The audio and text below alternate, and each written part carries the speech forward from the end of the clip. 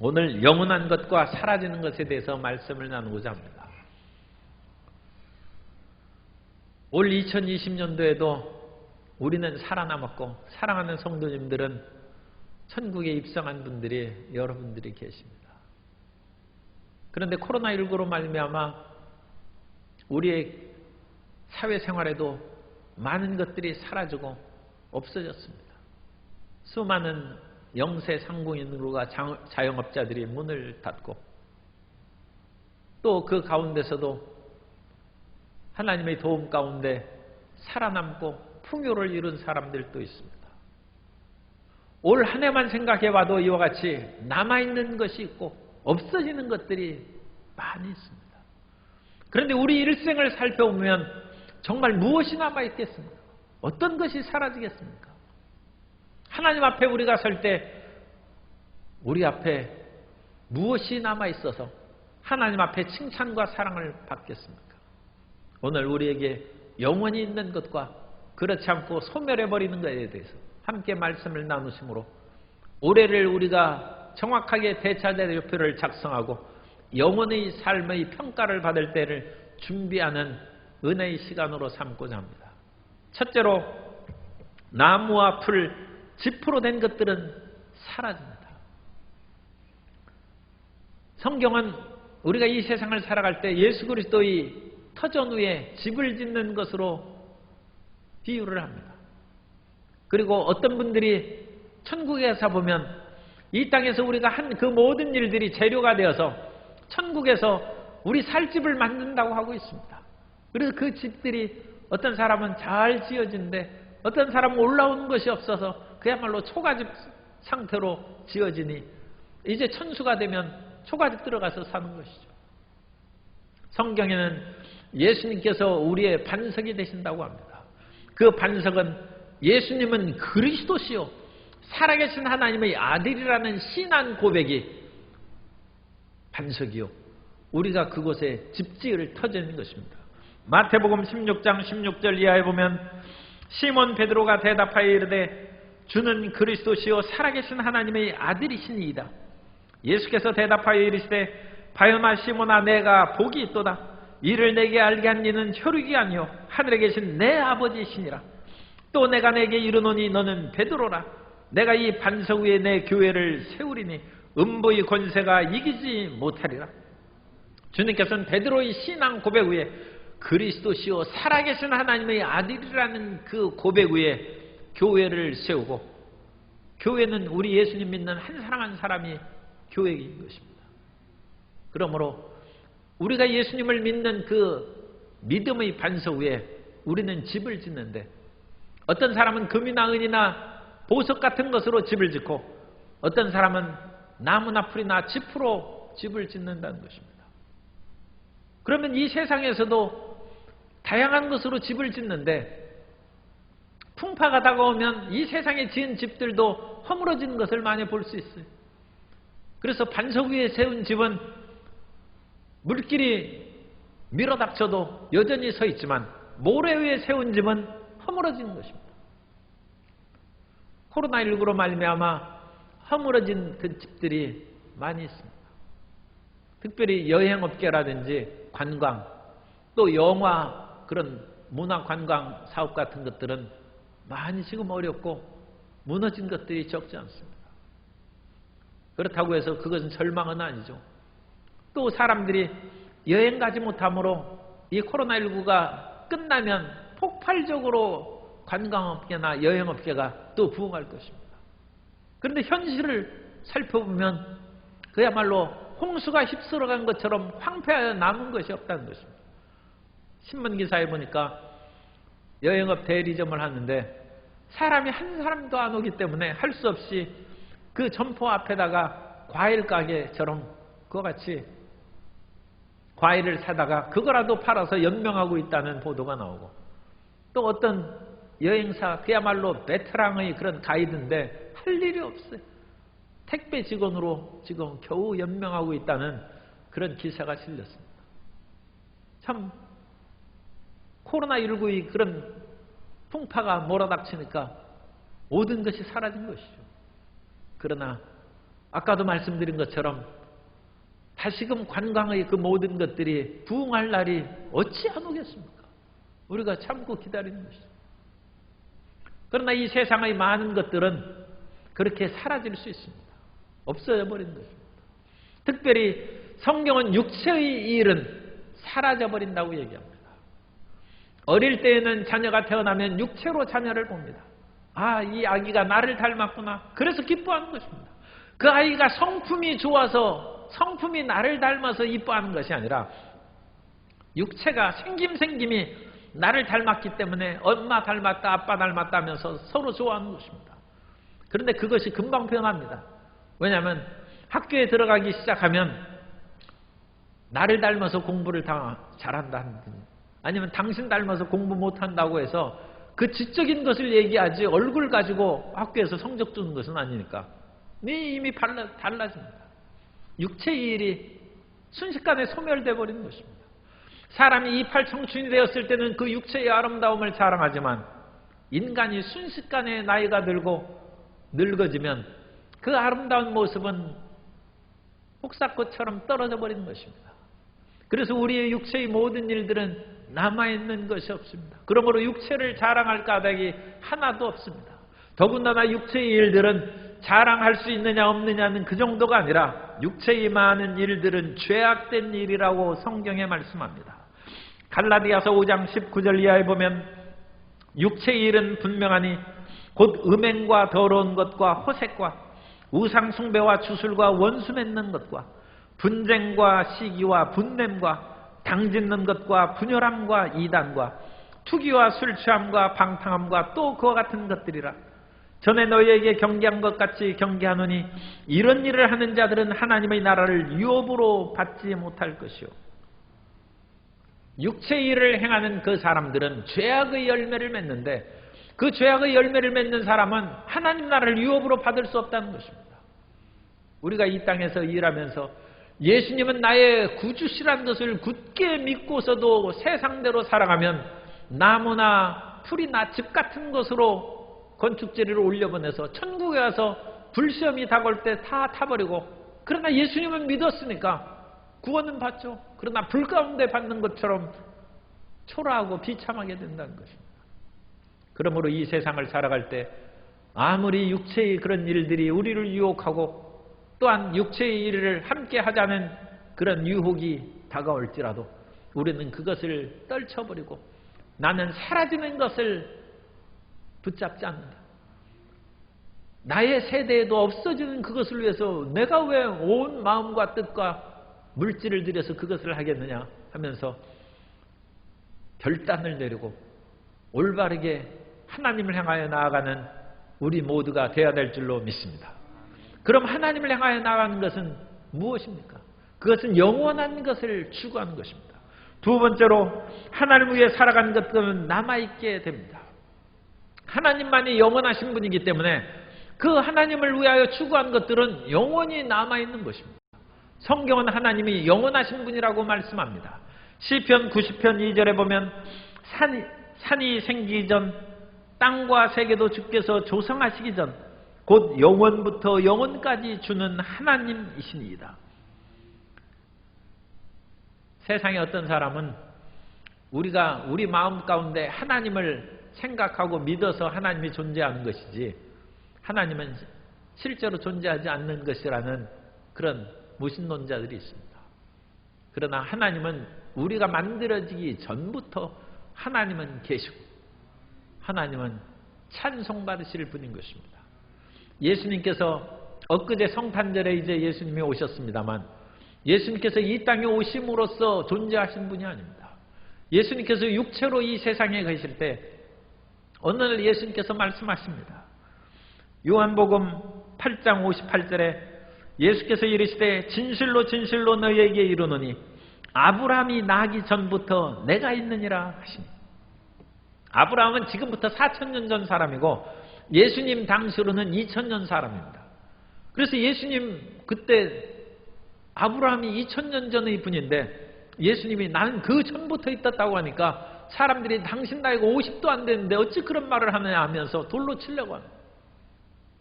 그러나 예수님은 영원전부터 계신 하나님이십니다.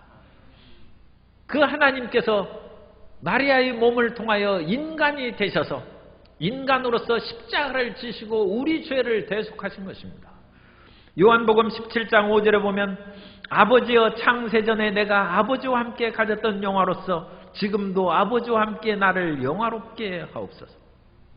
예수님은 창조가 되기 전부터 하나님 아버지와 함께 영광을 누리셨다는 것입니다. 그러므로 예수님은 하나님이신 것입니다. 그 예수님은 스스로 있는 자입니다. 이 세상의 모든 것은 의존적입니다. 그러나 하나님은 자존자이십니다. 그렇기 때문에 하나님께서는 이 세상의 어떤 것에도 불구하고 우리를 고치시고 치료하실 수 있습니다. 이 세상의 모든 것은 원인과 결과를 따라서 행하기 때문에 사람들은 원인에 따라서 그 백신을 개발하고 그 모든 것들을 처지해야 좋은 결과를 얻을 수 있습니다. 그러나 하나님께서는 이 세상의 어떤 것에도 얽매이지 않는 절대 자유로 우리를 치료하시고 구원하실 수 있습니다. 그러므로 하나님께서는 애굽에서 노예로 살고 있는 이스라엘 백성들을 구원하시려 모세를 보내시면서 나는 스스로 있는 자라고 했습니다. 스스로 있는 자라는 것은 우리가 잘 아는 야훼, 여호와라는 그 단어를 말하는 것입니다. 그 스스로 있는 자를 이제 이름으로 만든 것이 야훼인 것입니다. 그런데 스스로 있는 자를 히브리어로 그대로 보면 에흐예, 아쉐르 예흐예입니다. 나는 스스로 있다. 그러므로 하나님은 절대 자유 속에서 우리에게 구원과 자유와 해방을 주시는 하나님이신 줄 믿습니다.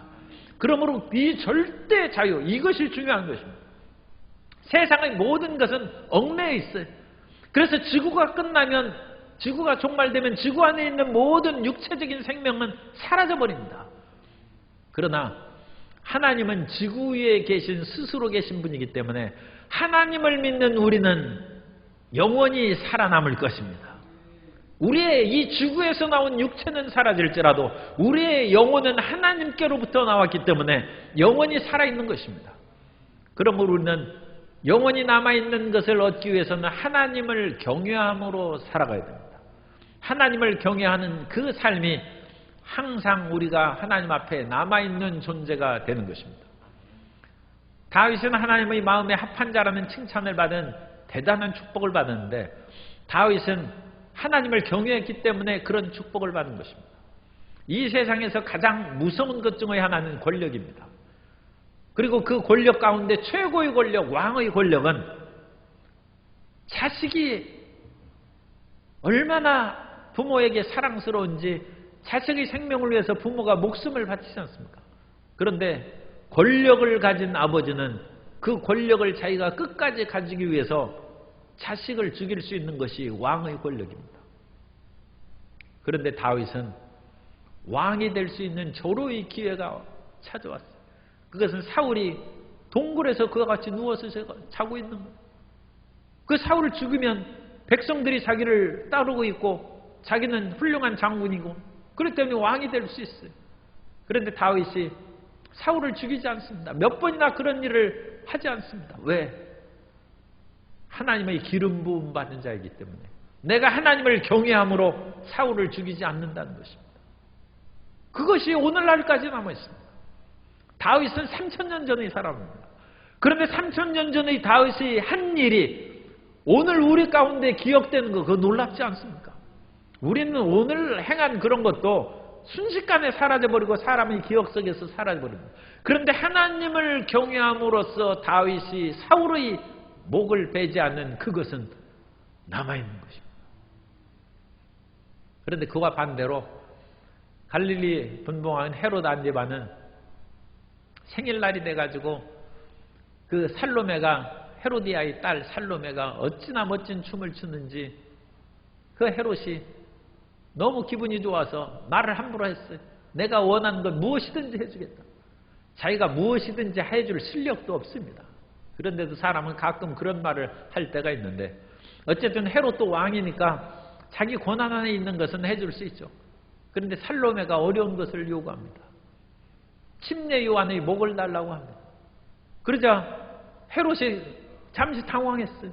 자기는 헤롯을 두려워하는 그 헤롯은 침례 요한을 두려워하는 마음이 있고 하나님의 종이라는 생각을 하고 있는데 이 살로메가 요한의 목을 달라고 할 것은 꿈에도 생각을 못합니다.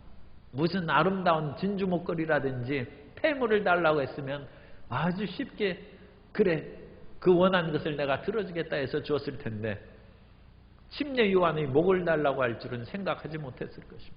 그러나 자기 체면을 위하여 거기에 있는 많은 사람들 앞에서 한 말을 인하여 침례 요한의 목을 베어다 갖다 주라고 하니까 그 헤롯이 천국 갔겠습니까? 지옥의 멸망불에서 아마 괴로워할 것입니다. 어떤 사람은 그런 이야기를 하고 있습니다. 침례 요한의 목을 구한 살로메는 빨간 구두를 신고 지옥에서 지금 끝없는 춤을 추고 있다. 그게 형벌이에요. 지옥의 불꽃 가운데 빨간 구두 신고 춤추는 사람은 살로메라는. 하나님을 경외하지 않는 것은 영원히 사라지고 버림받지만 하나님을 경외하는 것은 영원히 남는 것입니다. 그런데 우리가 하나님을 경외하는 것을 다른 말로 표현하면 믿음과 소망과 사랑이라고 고린도전서 13장 13절에서 말씀합니다.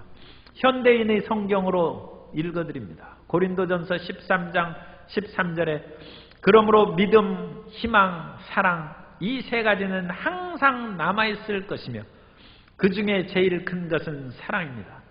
왜 현대인의 성경으로 읽어드리냐면 여기에서 남아있을 것이며 라고 번역된 것이 현대인의 성경이에요. 우리 성경은 그냥 항상 있을 것인데 그랬는데 현대인의 성경에는 남아있을 것이다. 믿음이 남아있다는 거예요. 코로나19 시대에 사람들이 많은 것을 잃어버렸어요. 그런데 어떤 사람이 당신에게 무엇이 남아있습니까? 그렇게 물으면 성도 여러분은 뭐라고 대답하겠습니까? 나에게는 믿음이 남아있습니다. 그런 대답을 하는 성도 여러분 되시기 바랍니다. 엘리야가 사라밧 과부를 찾아와서 내게 무엇이 있느냐 물었을 때 나는 가루통에 가루 한 줌과 기름병에 기름 조금 있다. 그거 먹고 난 죽으려고 한다. 그런데 엘리야는 됐다. 그거면 됐다. 그거면 됐다. 그것을 인하여 가뭄이 끝날 때까지 너는 살아갈 수 있다는 것입니다. 엘리사에게 그 선지자의 그 제자의 아내가 이제 살 길이 막막해졌다. 당신의 제자는 죽고 많은 빚을 져가지고 이제는 우리가 파산에 당해서 내 두 아들을 노예로 잡아 종으로 이제 데려가려고 하는데 내 살 길이 없다는 것입니다. 엘리사가 내 집에 무엇이 있느냐 묻는 무엇이 있겠습니까? 그러다가 기름 한 병 있습니다. 그러면 됐다는 것입니다. 그 기름을 그릇 이웃에서 빌려다가 할 수 있는 대로 수많은 그릇을 빌리고 그 그릇마다 그 기름을 쏟아 부으라는 것입니다. 그래서 그 기름이 그릇마다 가득 차고 넘쳐서 그것을 팔아서 빚을 갚고 생활할 수 있게 됐다. 성도 여러분, 어려운 2020년도에 믿음이 남아있게 되시기를 예수님 이름으로 축원합니다. 그 믿음이 있으면 우리는 다시 살아날 수 있습니다. 우리에게는 사랑이 남아있습니다. 이 세상이 모든 것이 삭막해지고 이제 서로 얼굴을 대면하고 같이 있고 같이 밥 먹기가 꺼려지고 손을 내밀면 손을 잡아주기가 어려운 그런 세상이 됐어요. 사랑이 식었어요. 많은 사람들에게 사랑이 흩어졌습니다. 그러나 그 가운데서도 우리는 하나님에 대한 사랑은 남아있는 줄 믿습니다. 그리고 하나님에 대한 사랑이 있으면 하나님을 어느 곳에든지 예배하는 것입니다. 요한복음 14장 15절에 너희가 나를 사랑하면 나의 계명을 지키리라. 하나님의 계명은 하나님을 예배하고 섬기는 것입니다. 주의 말씀을 읽고 묵상하는 것입니다. 그래서 예배를 드릴 때는 하나님에 대한 찬양이 있죠. 기도가 있죠. 말씀 선포가 있죠. 하나님께 드리는 헌물이 있죠. 성도 간의 교제가 있고 이 모든 것이 압축되어 들어있는 것이 예배입니다. 그래서 예배 속에 있는 것을 우리 실생활에 적용해서 행하라면 하나님의 계명을 지키는 것입니다. 나를 사랑하면 예배 드리라는 것입니다. 나를 사랑하면 계명을 지키고 그 모든 것을 시행하라는 것입니다. 그 가운데 예수님께서는 또 부자 관원에게 말씀하셨습니다. 부자 관원이 어떻게 해야 제가 영생을 얻을 수 있습니까? 그러자 하나님을 사랑하고 내 이웃을 사랑하라고 했습니다. 우리가 하나님을 사랑하면 눈에 보이는 바 형제 자매를 사랑하게 될 줄로 믿습니다. 요한일서 4장 20절에 누구든지 하나님을 사랑하노라 하고 그 형제를 미워하면 이는 거짓말하는 자니 보는 바 그 형제를 사랑하지 아니하는 자는 보지 못한 바 하나님을 사랑할 수 없느니라. 그리고 우리에게 남아있는 것은 소망입니다. 우리의 영원한 소망이 항상 우리 마음 가운데 있으면 어떠한 어두움과 절망이 다가온다 할지라도 우리 마음 가운데는 한 줄기 빛이 있는 것입니다. 항아리 속에다가 먹을 것을 넣어주고 그 속에 쥐를 두 항아리에 각각 따로 넣었어요. 그런데 한 항아리는 먹을 것도 있고 물도 있고 다 있습니다. 그런데 빛을 다 어두웠어요. 깜깜한 속에 넣었어요. 그리고 한 항아리에는 그야말로 바늘구멍 하나 딱 뚫어서 한 줄기 빛이 그 항아리 안에 비치도록 그 바늘구멍만한 빛을 넣어줬어요. 먹을 것이 있고 물이 있는 그 쥐는 금방 죽었습니다. 그 깜깜한 속에 먹을 것이 있고 물이 있어도 그것으로 인하여 쥐도 못 사는 것입니다.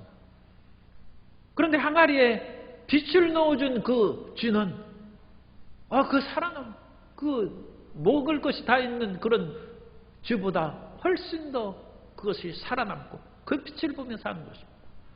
소망은 우리에게 생명줄기입니다. 소망이 있어서 살아나게 되시기를 바랍니다. 우리는 이 땅에서 모든 것이 무너졌어도 천국에서 영원히 살 소망을 갖고 있습니다. 그 천국에 대한 소망이 사도 바울은 아주 강렬해요.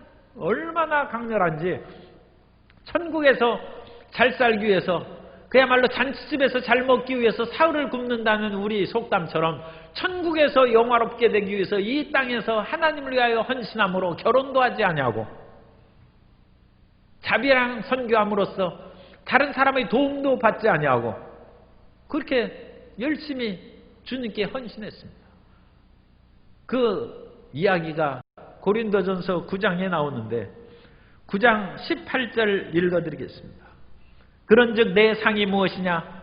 내가 복음을 전할 때 값없이 전하고 복음으로 말미암아 내게 있는 권리를 다 쓰지 아니하는 이것이로다. 선교지역에 가서 호텔방에 혼자 딱 누워있으면 외롭기도 하고 무섭기도 하고 그런 경우가 많아요. 우리는 호텔 하면 이 번화가의 그런 찬란한 휘황찬란한 호텔을 생각하는데 선교지의 그런 호텔은 이제 여관이나 비슷한 것이죠. 그래서 상당히 위험성을 느끼고 심지어 어떤 그런 그 방에 갔더니 문 잠는 고리가 없어. 그러니까 가져갈 것도 없다는 거죠. 그래도 외국인은 그렇게 하지 않죠. 그 국내 사람도 아닌데 문 잠는 것이 없어. 그러니까 사도 바울도 자기가 다른 사도들처럼 아내된 자매를 데리고 선교하면 그 마음이 우유와 힘을 얻는 거예요. 그런데 내가 그렇게 하지 않고 사도 바울도 빌립보 교인들이나 일부 사람에게는 후원을 받았습니다만 거의 대부분 자비랑으로 했습니다. 그렇게 한 까닭은 무엇이냐? 하늘이 상급을 위한 것이다. 사도 바울은 영원한 천국 소망이 있었습니다. 우리도 이 세상을 살아갈 때 이 사라지지 않는 천국 소망으로 충만히 체험받게 되시기를 바랍니다. 그 소망이 있는 사람들마다 하늘이 면류관이 예비될 것입니다. 디모데후서 4장 8절에 보면 이제 후로는 나를 위하여 의의 면류관이 예비되었으므로 주 곧 의로우신 재판장이 그날에 내게 주실 것이며 내게만 아니라 주의 나타나심을 사모하는 모든 자에게도니라. 의의 면류관을 사도 바울은 소망하고 영원한 천국 안에서 이 세상의 어려움을 넉넉히 극복하며 살아가게 된 줄로 믿습니다. 우리에게 영원히 남아있는 것은 영원한 하나님께 속한 것을 우리가 받아들입니다. 그 영원히 하나님께 속한 것은 하나님을 경외함으로 살아가는 것이고 하나님을 경외함으로 살아가는 것은 믿음과 사랑과 소망으로 사는 것임을 잊지 않는 성도인 되시기를 예수님 이름으로 축원합니다. 세 번째로 2020년을 결산하면서 우리는 영원한 결산을 준비해야 됩니다. 2020년도를 결산하려니까 대부분의 사람들은 별로 결산할 것이 없어요. 사업이 어려워지고 삶이 어려워지고 사람들을 많이 만난 것도 없으니까 특별히 그것으로 복잡하게 살아간 그 해하고는 현저히 다르죠. 그런데도 불구하고 좋은 것은 별로 남아있는 것이 없는데 나쁜 것들은 적잖이 우리 주위에 있어요. 그 나쁜 것들 중에 가장 큰 특징이 불안입니다. 오늘날 이 코로나19가 우리나라에 1000명이 넘어감으로써 불안이 급속도로 퍼져가고 있습니다. 그러지 않아도 이 현대는 불안한 시대고 내일을 예측할 수 없는 시대죠. 그래서 옛날 사람들은 내일을 위해서 허리띠를 졸라매고 저축하고 그렇게 살았는데 요즘엔 예금 금리도 낮아지고 그래서 저축할 그런 필요도 없고 특히 젊은 사람들은 그 사람들이 틀리죠. 돈이 5천만 원 생기면 무엇 하느냐 하면 나이 든 사람은 저금해 놓고 젊은 사람은 차 삽니다. 지금 그거 가지고 써야지. 내일을 기약할 수 없어요. 빨리 그거 해가지고 즐겁게 살아야 돼요. 불안의 시대입니다. 그런데 이 불안이 더 퍼져나가면 불신이 됩니다. 마음이 불안하니까 다른 사람 못 믿죠.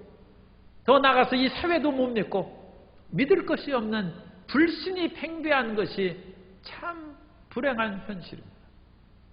2020년 대학사회에서 교수들이 한국 사회를 진단하면서 만든 사자성어가 아시타비입니다. 나는 옳고 너는 그르다. 타인은 잘못됐다. 그러니까 자기만 옳고 다른 사람은 다 틀렸으니까 다른 말로 하면 내 맘대로 산다는 것입니다. 나는 옳고 다른 사람은 다 틀렸다는 것입니다. 2020년 한국 사회가 그런 황폐한 사회가 됐어요. 다른 사람을 인정하고 받아들이고 품어주는 것이 아니라 나는 옳고 너는 잘못됐으니까 그게 어떤 그런 그 처벌이라든지 책망으로 나갈지 모르죠. 거기에서 사람들은 분노하고 말할 수 없는 좌절을 겪기 마련입니다. 그런데 그 이면에 우리가 2020년도에 성령의 열매를 맺고 하나님의 사랑 가운데 새로워진 일들도 적지 않습니다. 성도님들이 비대면 예배로 드리니까 새삼스럽게 교회에 와서 앉아있는 것이 옛날에는 좀 있으시고 힘이 들었는데 이게 보통 축복이 아닌 것을 깨닫는 것이죠. 아무리 집이 좋아도 집에서 예배 드리는 것보다 교회에서 예배 드리는 것이 더 나은 것이죠. 그건 틀림없는 사실이에요. 아무리 집이 호화롭고 온갖 금방석을 갖다 놓을지라도 금방석에 앉아서 집에서 예배 드리는 것보다 딱딱한 의자에 앉아서 교회에서 예배 드리는 것이 더 기쁨인 줄로 믿습니다. 그것은 다른 성도님들이 계시고 함께 거기에서 열렬히 찬양하고 박수치고 혼자 앉아서 박수치는 것에 무슨 신명이 나겠습니까? 같이 성도님들이 모여서 박수치고 기도할 때도 함께 부르짖어 기도하니까 연약한 자기의 신앙의 불길이 활활 타오르는 것 같고 혼자 있으면 모닥불이 그 불길이 셉니까? 다른 나뭇가지들이 불을 붙여야 활활 타오르는 것이죠. 그래서 하나님에 대한 사랑과 그리움이 생겼어요. 그건 좋은 것입니다. 주님, 교회에 나아가기를 사모합니다. 함께 기도하는 그 모습을 제가 그려봅니다. 함께 찬송하기를 원합니다. 교회에서 자기 집에서는 그 많은 고기를 먹을지라도 별맛이 없는데 교회에서 먹는 밥이 얼마나 맛있는지 새삼 그것을 생각합니다. 아름다운 식탁의 교제를 나누는 그 날이 속히 다시 열려지게 하옵소서. 그건 주님을 그리워하고 사랑하는 것입니다. 더군다나 우리가 함께 이와 같이 가정에서 더 일을 많이 하고 함께 모여있는 시간이 많으므로 가정이 평화롭게 된 일들도 적지 않습니다. 서양에서는 부부가 떨어져서 직장 생활을 하고 그러다가 함께 있으니까 못 살겠다고 이혼하는 코비드 디볼스에서 코디볼스라 해서 코로나 이혼이라고 그거 같이 서양에서는 코로나 이혼이 많이 생겼어요. 우리나라도 이제 그와 같은 현상이 나타날 것으로 생각했는데 연말의 보고서에 의하면 참 놀랍게도 우리나라 이혼율이 줄어들었답니다.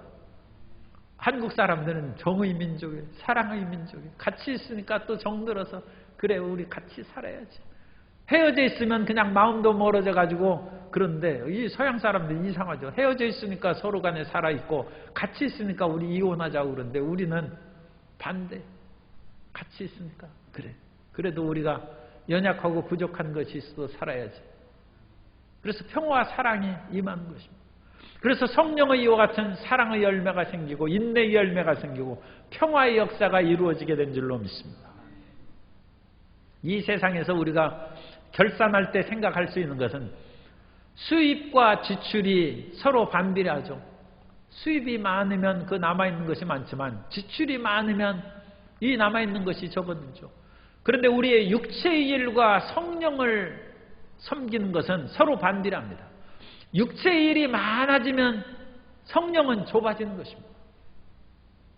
그래서 우리가 육체를 따라서 육신의 정욕과 안목의 정욕과 이생의 자랑으로 살아가면 성령을 거스르는 것이 되는 것입니다.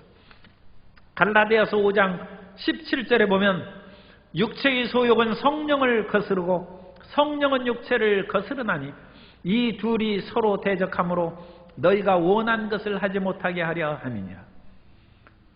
그런데 억지로 육체의 일이 막아지고 폐쇄되면 우리 속에 성령이 더 풍성해지고 기도가 풍성해지고 말씀을 읽는 것이 풍성해지고 말씀을 쓰는 것이 풍성해지고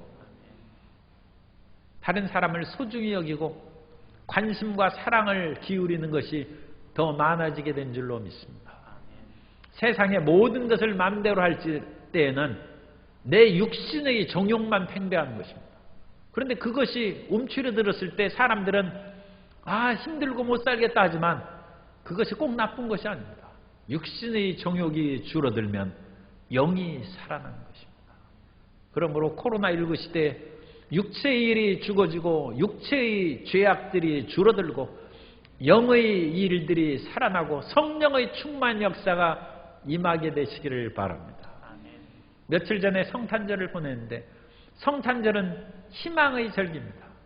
예수님께서 어느 날 태어나셨는지 정확하게 알지 못하는데 12월 25일로 정한 까닭이 있습니다. 그것은 동지를 지난 후에 성탄절이 있습니다. 예수님은 빛으로 이 세상을 오셨기 때문에 예수님께서 태어나신 그 날을 잡는 때는 가장 어둠이 많은 그 절기를 지난 후에 예수님께서 오신 것이 확실하다는 것입니다. 그래서 12월 25일. 그래서 12월 25일은 동지가 23일이 됐든 24일이 됐든 동지가 24일까지 된 일은 거의 없습니다. 23일 정도까지가 없습니다. 그러나 25일에는 반드시 해가 길어지고 희망의 빛이 많아지기 시작한다는 것입니다. 희망 가운데 성탄절을 보내셨은즉 2020년도의 마지막 일주일을 마지막 이제 며칠 안 남았습니다만 희망 가운데 정리하는 성도 여러분 되시기를 예수님 이름으로 축원합니다. 그래야 희망 가운데 2021년도를 맞이하여서 2020년도의 그 모든 것을 뒤엎는 새로운 생명과 평안과 치료의 해를 맞게 되시기를 예수님 이름으로 축원합니다. 이 세상에는 남아있는 것이 있고 사라지는 것들이 있습니다. 우리 일생에도 수많은 일들이 생겼지만 대부분 사라지고 마지막에 기억 남는 것은 얼마 없을 것입니다. 세상에 수많은 일을 했지만 그 한 일들이 대부분 사라져버릴 것입니다. 우리에게 영원히 남아있는 것은 영원하신 하나님을 향하여 살아가는 것이 남아있는 것입니다. 하나님을 경외하는 성도 여러분 되시기 바랍니다. 그리고 하나님을 경외함으로 나에겐 믿음이 남아있고 사랑이 있고 소망이 있다는 것으로 하나님 앞에 자신을 내세우고 믿음과 소망과 사랑은 항상 남아있을 것이라고 했습니다. 그 남아있는 것으로 하나님께 칭찬받고 면류관 받는 성도 여러분 되시기를 예수님 이름으로 축원합니다.